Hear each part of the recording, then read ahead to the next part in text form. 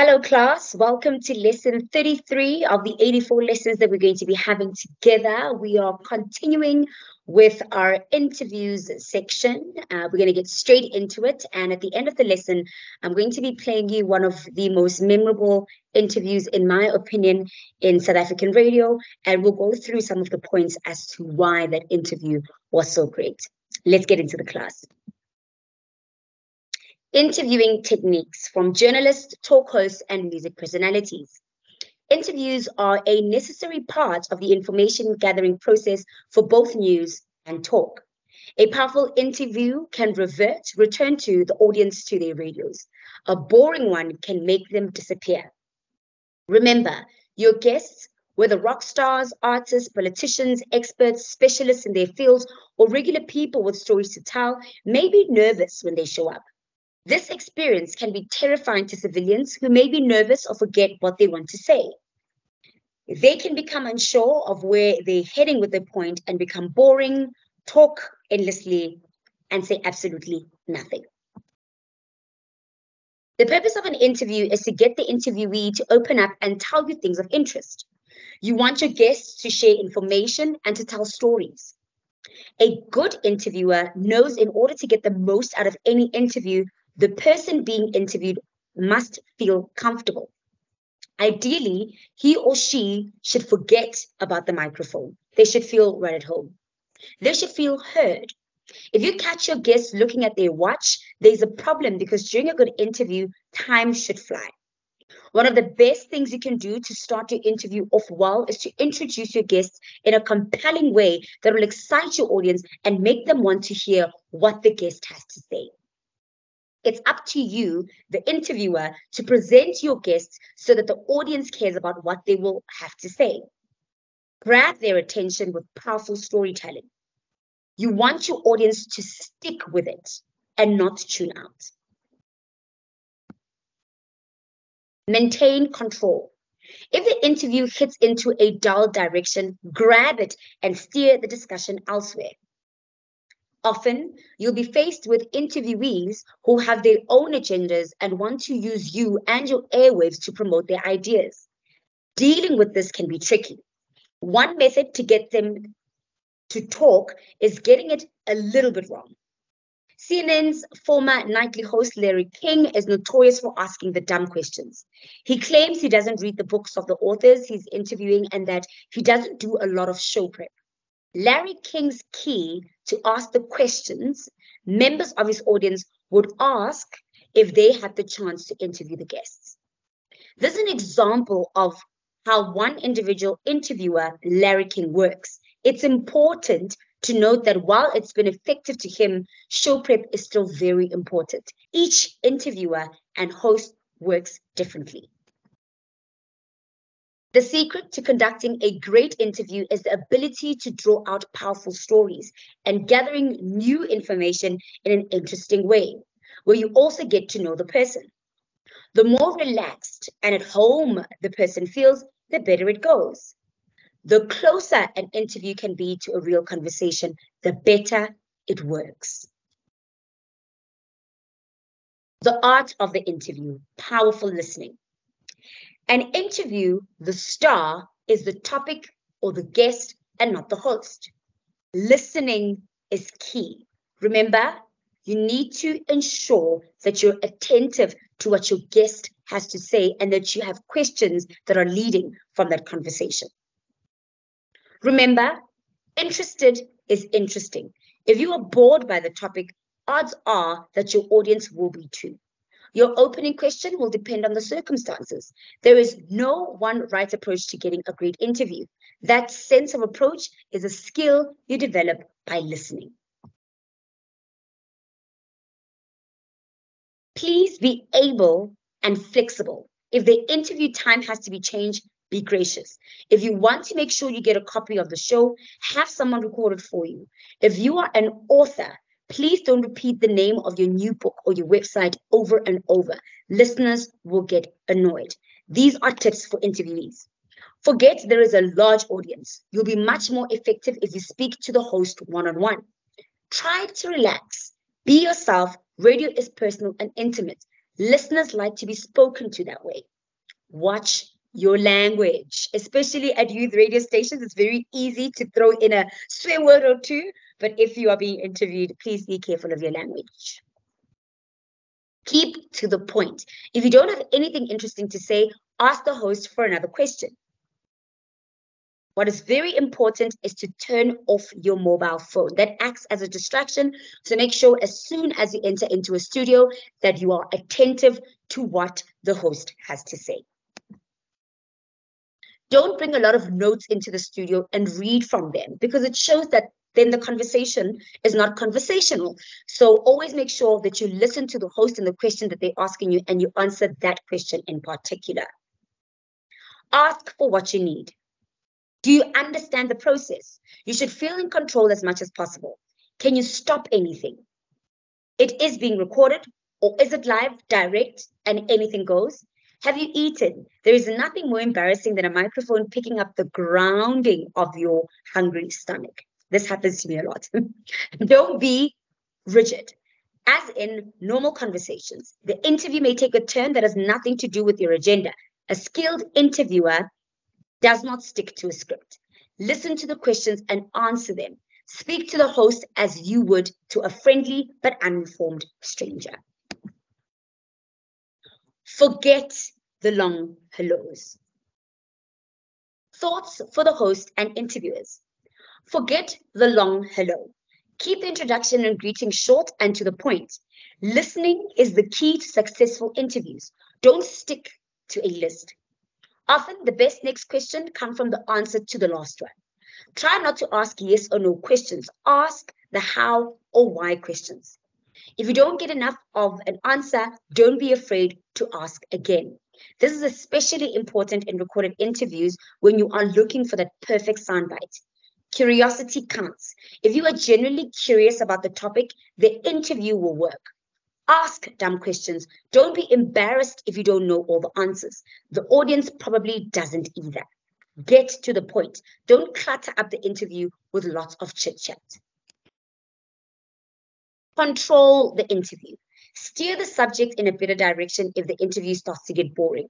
Focus on solutions and not problems. Respect the responses. Everyone is entitled to their own opinion. End your interviews cleanly.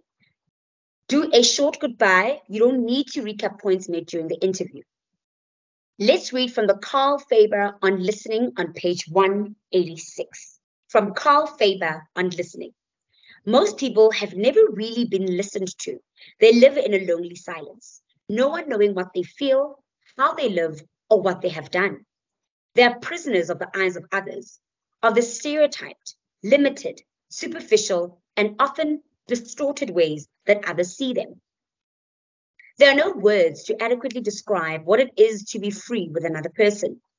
It is most often a sensing that someone will let us be all of what we are at that moment. You can talk about whatever we wish, express in any way whatever feelings are in our hearts. We can take as much time as we need.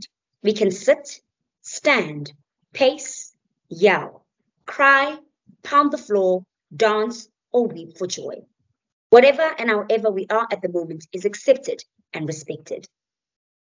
This experience of freedom and communion helps us to feel that someone is for us. And it is this deep sensing of someone, somewhere being for us that breaks into the silent loneliness of our lives and encourages us in the struggle to be human. It helps us to break the tyranny of the stranger's eye and to give to our lives all that we are capable of giving. Because listening can bring about such powerful healing, it is one of the most beautiful gifts that people can give and receive.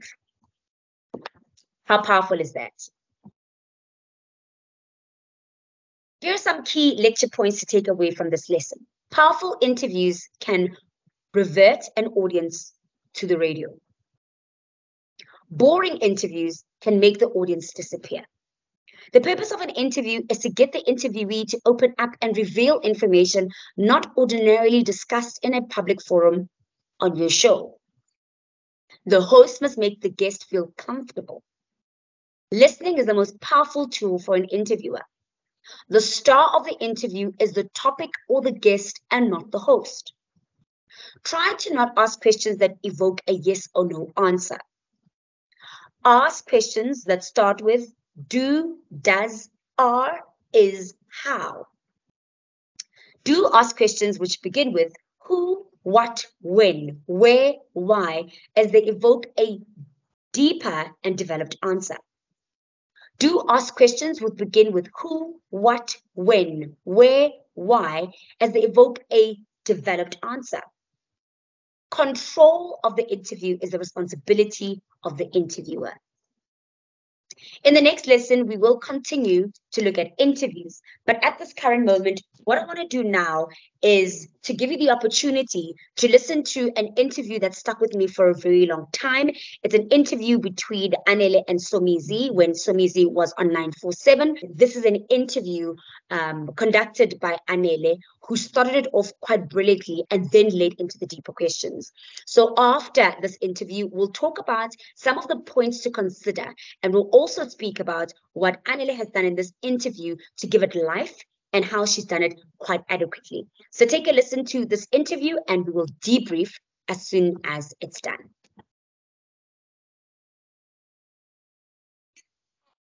People think famous people know each other and they live together. Yeah. They spend all their time together. Yeah.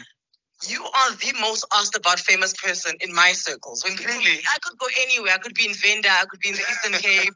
I could be in Los Angeles. Doesn't matter where I am. But when people are so music, they're like, how much money does he have? They're like, hi man, this is some easy money. Like, just looks like it never runs out. It just never runs out. And I said, look, I don't know how much money he has. All I know is that if the millions are not lonely. They're not lonely in the bank account. Yes. They are keeping each other company. So, am I accurate when I say that? No, you're not. Why aren't you guys wearing masks? Can I take mine? You can take your mask off. Thanks. We're sitting far away from each other. So okay, thank you. Oh, what a relief. Oh. Okay, so I'm thinking this is TV. So let me tell you, you are far off. Let me tell you why. I live my life. I'm consistent with how I live my life. Yeah. Whether I've got 10 million or I've got 10,000 rands, you're gonna notice that it is the same. So, and that considers the devil as well. So they don't know if it's broke, it's not broke, if it's really rich or it's not rich. I'm consistent. For me, the amount of money doesn't determine how I should live my life. This is true. I'm living my life to the fullest. So even if you're down to your last 10,000, honey, I'm gonna spend it. Honey, let me tell you, I would fly if they say this is your last, like on real for real, my friend. This is your last. You'll never have another 10,000. I will chow it with a bang. Like I would fly business class to Cape Town. I would go to Camps Bay, Paranga, have the best cocktail and lobster. And then come back and takes. I can just imagine you stopping in Colesberg, asking the taxi driver, I need the toilet. Yeah. In Colesberg, which is a far cry from your private jet life that you showed us this past weekend, by the way. Yeah. Look, that private jet was one. Like there's private jets and then there's a private jet. There's propellers. the minute if you bend your head when you're inside, it's not a jet. You must stand straight. Wow. See, these are the things I don't know. You're learning. I'm learning. You're learning. I'm learning. If you down to your last 10,000, don't be frugal about it. Blow it. And then if you can't stand up in your private jet, it's not a private jet. It's not a private. But this makes me think that I've seen a few people in private jets that are not private jets. Yeah. Propellers. Yeah. That parks in a private space. That one. Okay. Oh, okay. But now, what would you say has been the reason you are, besides consistency in the fact that, you've been doing this since 1992, right? Even before that. What would you say is your biggest gig to date? Why are you so big? I mean, I saw you being chased by hordes of people in Durban when you were doing your book signing thing in Durban. The mall stopped. The last time I saw that, R. Kelly and Pharrell were in Sandton City and they had to get locked inside a shop. And that's what they basically had to do to you in Durban. You know? So when you look at that and you're looking at those crowds, where did they connect with you? I think Idols did it. I think Idols did it, and that is why I always say to anyone, it's never too late. Because then I had my biggest superstardom rate at 42. And I've always been in the limelight. I've always been like I would walk in the mall and say, "Hi, Nangusumizi," but now it's not Nangusumizi. It's Yes. you know. But also it's that. But again, then me being spiritual.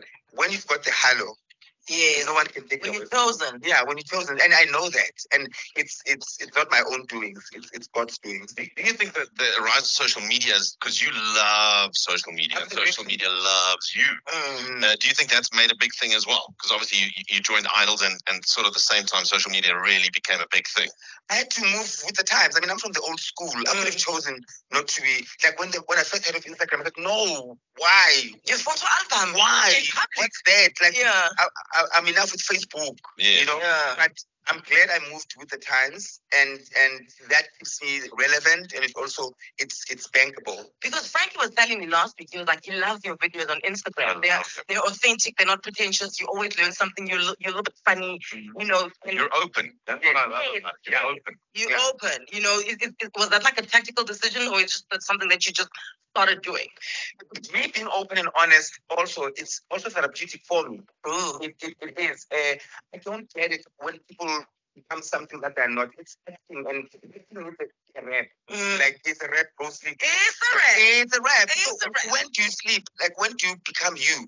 And for me, being me, it's also therapy. It helps me. You know, if I know it's people knowing that I can cry, I can be vulnerable, I can feel anxious, I can feel sad, I can feel happy. It also helps me not to allow all those negative things to imprison me. Yeah. You know, because it's easy to fall into that prison and go, I have to look perfect. I have to be because no, for me it's therapeutic and it helps. And it's the most beautiful thing, it's the most liberating thing. Every time we ever thought that okay, this is when I lose it all. This is it now. Have you ever thought I have that? lost it all. No, I get that when you were, and then you were broke, Yes. and then him and Lebu Matosa from Boom Shaka days, right? They would go into a Pick and Pay, and then they would eat chicken. You know the chicken that they sell there, the rotisserie? Yes. Whilst they're doing their shopping, inverted commas. Put it in a trolley. Then they eat the chicken, and when they're done, they just wipe their hands and leave the trolley there and walk out. This is how they survived, right? Yeah. Because they were down and out. Yeah. Amazing. But now I'm talking about, the stardom that we are experiencing now, which Yeah. is a continental Yeah. stardom, right? Yeah. You're big everywhere in Africa Yeah. at the moment. Thank you. I like that. Thank you. You are correct. Is there a point where you ever thought, "Ooh, this is how I lose it. What a blunder. I shouldn't have done that. Should I apologize?" Has that ever happened? Are you scared to make decisions Yeah. because of that? I think with age, you get to a point where you're like, I'll give an example. After that, journalist thing happened, and they tagged Your bosses. it's a good bosses when I don't have a boss. Your collaborators. Yes, Yeah. my partners. Yeah. So they take my choice. They take Metro FM.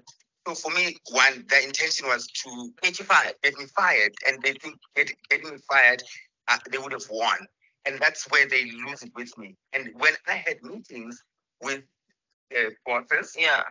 that's the first thing I told them. I said, I refuse to sell my soul for me to put bread on the table. Yeah. I have to stand up for myself and lose it. I lose the material things. So be it. Like I always said, I'd rather die standing than live on my knees. And I think it goes with age and wisdom. And you can say for a 48-year-old guy to that big egg. And you know, when a dog acts at you, instead of saying that word, Yeah. you go, who's just about to purchase your brand? No, the dog must know that. And I agree with that. Let's talk about, a few weeks ago, a journalist called you, well, not even called you, SMS'd you to ask you about, your marriage and your wedding and about Mohale. And quite invasive, I thought. And my point to it was, local guys, if you're going to be a journalist, at least take, at least put some effort into it. There's no ways you're going to send me an SMS and I must just hand over my private life to you. Because ultimately, it's not perfect, my private life. It has its ups and downs. It has its blow-ups. We're human. We're human. And I'm not saying I don't want it to get written about because this is what I've chosen to be in the public eye.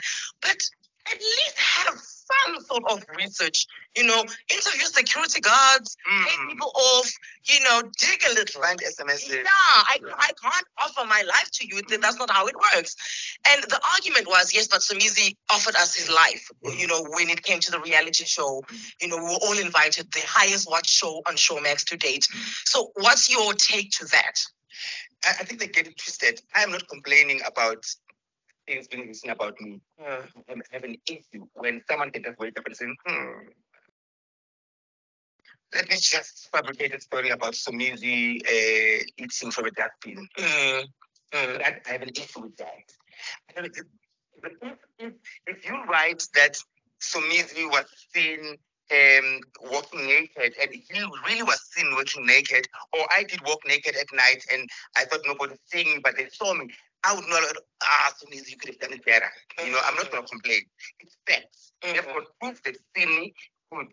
But so it's dangerous for us as personalities if then we're going to allow journalists to just be lazy and just wake up, and because that stays forever. If you Google now, you're going to say Somizi's marriage is in tatters. Mohale cheated with a married man. I don't know that, and the worst part, even if I don't know it, it might be true, but me not knowing it, that's good. But don't say Somizi knows about it and he's hiding it or he's protecting the guy. I know nothing of that. And then I tell you, I said to you, Sissy, wait.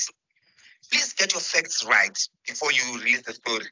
Because I don't want your retraction. I want you to get it right from the word find go. proof. Yeah. But once that, then for them, like, we've got a story, let's go. I have an issue with that. Because one day they're going to wake up and say, we've seen Somizi taking drugs, and I didn't take drugs, and then it messes up and my entire relationships with everyone, with my partners and stuff. Yeah. And that's what I also said to my partners. Guys, if you say I must apologize for defending myself, what's going to happen one day when they say something that is detrimental to this partnership? Yeah. And it's not true.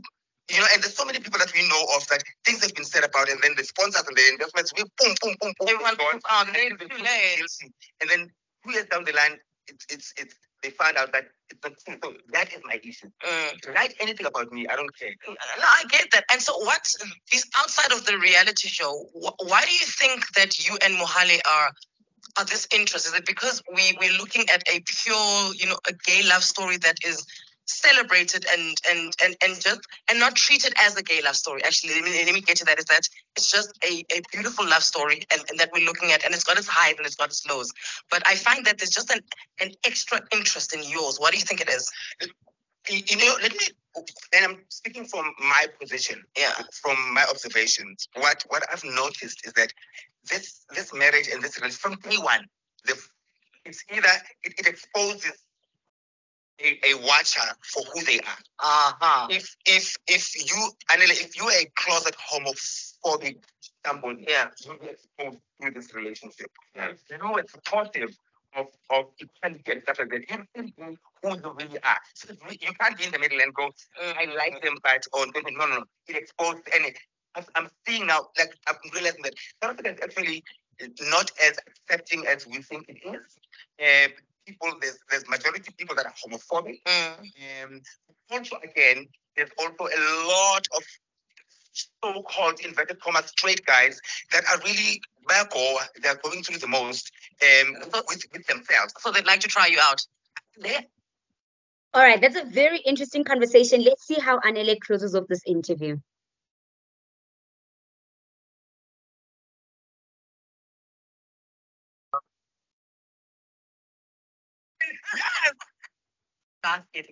But I would make an example that it might taste like beans. Oh wow! What does it taste like? What does it taste like? They look hot, but they don't taste hot.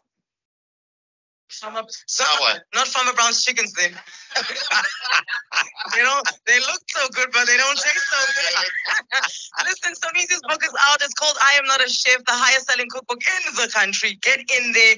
I think we should all buy the book, and the first thing we make is the lamb trotters that you had on the private. Yes, baby. That's what we're going to do. Ladies and gentlemen, thank you so much for your time. Thank you, guys. You are wonderful. Thank you. And I know you're just getting started. Thank you, I am. Mohale will say hi. Tell him. Mohale, hello. Please, guys, don't fight. Wake up your things. Love each other. Hug him. Make him his lunch at 12 o'clock. Bye. Bye-bye. What a fabulous interview that was. So many gems to pick up from that interview, and I really love the ending. So let's get through some of the points of what stuck out and why this interview was so fantastic. So the interview started quite casually with Anele, making fun and taking jabs at Somizi about the fact that, everybody just wants to know if this person is rich, why they live the lifestyle that they live, which for me was quite fascinating. She also didn't get into the long hellos. She didn't get into his bio in detail, where he started, what he's doing now, what his real name is, and where he was born. All of that intro is boring. So she got straight into the juicy bits. They also made sure that they found an interviewee who is entertaining, who's not boring, and brings life to radio. I mean, if anybody knows Somizi Mhlongo, he is just a ray of sunshine. He is funny naturally, and he sounds even better on radio. So what I wanted to pick up from the introduction of the interview is that it didn't have long hellos and it wasn't a boring intro. We got straight in with a joke and it was a casual interview when it began. It didn't start with the deep topics that end up coming through in the middle of the interview. What I really love about Anele is her ability to know the guest that's coming in. She knows them like the back of her hand. She knows stories that nobody knows about, and she's able to bring them to life on air, which I really admire about her. There was a part where she spoke about how Somizi and Nebo Matosa used to act like they were shopping in a supermarket. They would eat the chicken and just disappear when they were broke, which is a story that a lot of us didn't know about Somizi. In the middle of the interview, Anele gets straight into it and she talks about Somizi's relationship with Mohale, which has been making the tabloids and everybody's been speaking about it. And we weren't sure where they are after they had such a beautiful wedding in the West Rand at Inimitable. We all thought that, the wedding was going to last forever, but it seemed like there was a little bit of thunder happening in the relationship. But Anele nipped it straight in the bud and she went into the conversation. Again, in the middle of the conversation, and made him feel very comfortable when he had to talk about it. We also spoke about minding your language. I think they tried with that other word that we use a lot when we chase dogs away as Black people. I think they really tried with the swearing. They did mind their language, which was fantastic over there.